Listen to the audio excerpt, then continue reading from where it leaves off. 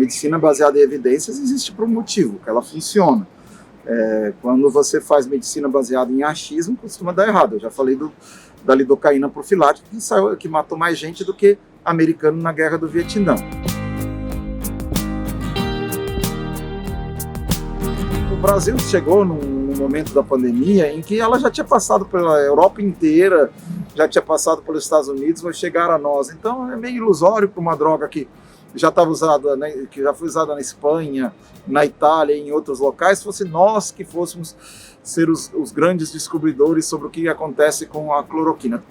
Contra a cloroquina, o HC não participou de nenhum estudo com a cloroquina. Eu lembro que conversar com a Ró nas primeiras reuniões do comitê de crise sobre o Covid, e ela mesma não achava que tinha muito sentido, porque já a pandemia estava mais de um mês de chegar aqui no Brasil, e você já tinha trial randomizado programado para acontecer na China, tinham 3 trials randomizados, nenhum deles foi publicado e não tinha um alvo de muitos pacientes assim para não ter sido publicado.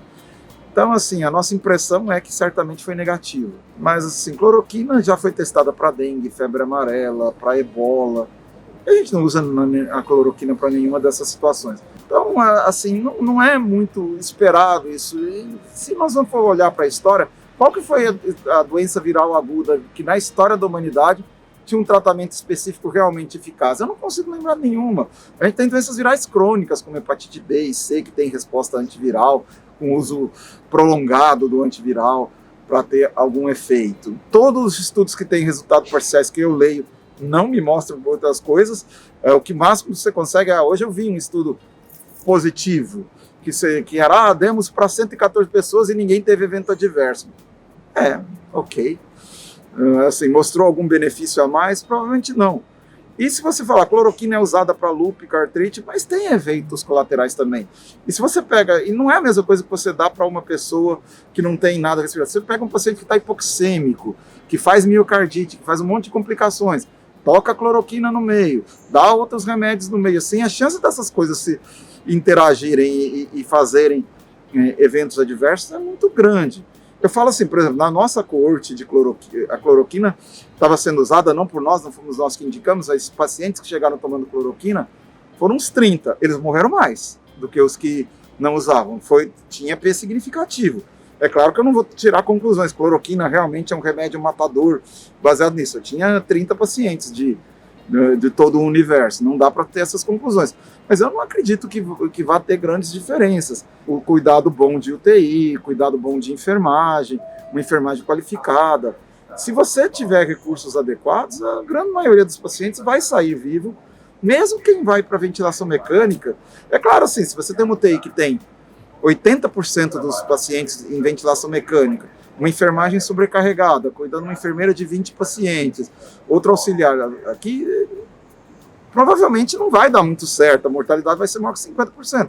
Mas se você tiver uma enfermagem que está, uma enfermeira para cada 2 pacientes, ventiladores apropriados, uma equipe motivada e qualificada, a letalidade não vai ser muito alta. Tem trabalho mostrando que UTIs com essas características tiveram uma letalidade em ventilador de 30%. E uma coisa também é uma UTI que tem 15% de pacientes entubados e outra que tem 90%. A que tem 90% vai morrer mais. Não tem jeito. E não é só porque os pacientes dela eram mais graves. Mas também o grau de esforço que você tem que fazer por esse paciente, e aí você esquece o outro paciente, e daí a bomba acaba de infusão para de funcionar, o circuito do ventilador dá problema e você não viu porque você está tocando o outro paciente, aí começa a se acumular essas coisas e a letalidade aumentar. Então a gente precisa usar o método científico para ver o que funciona e o que não funciona e não sair começando a usar as coisas da cabeça. Assim, antes o peso da ciência é para você ver se pode usar uma coisa. E o princípio da medicina é primum non nocere, ou seja, primeiro não fazer o mal. Então estudo científico é evidentemente importante, é o que dita a nossa prática. Nem tudo que a gente vai fazer em medicina tem estudo científico, daí a gente vai adaptar, e aí existe um pouco da arte além da ciência. E aonde entra o SUS nisso?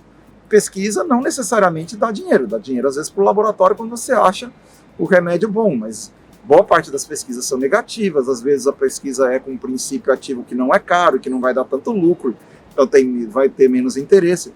Às vezes a pesquisa é com algo que é mais barato do que o remédio que já existe, então não vai ter um interesse por isso. E esse interesse vai ser do Estado, né? É o Estado e do público que vai ter interesse nisso. Assim, também saber as características da doença. E o SUS hoje quem atende mais. Vamos dizer assim, não tanto, nós temos um sistema único de saúde, mas vamos dizer assim, as pessoas que procuram os recursos públicos para serem atendidos são a grande maioria.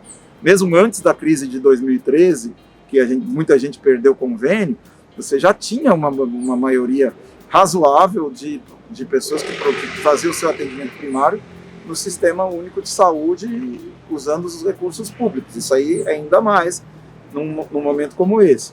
Num momento como crise econômica, o que sobra para a população muitas vezes é o SUS. Então, ele é importante, ele precisa participar de pesquisas, principalmente aquelas pesquisas que a indústria farmacêutica e outras indústrias não têm interesse. É o jeito que uma nação progride e evolui, principalmente aqui dentro da saúde.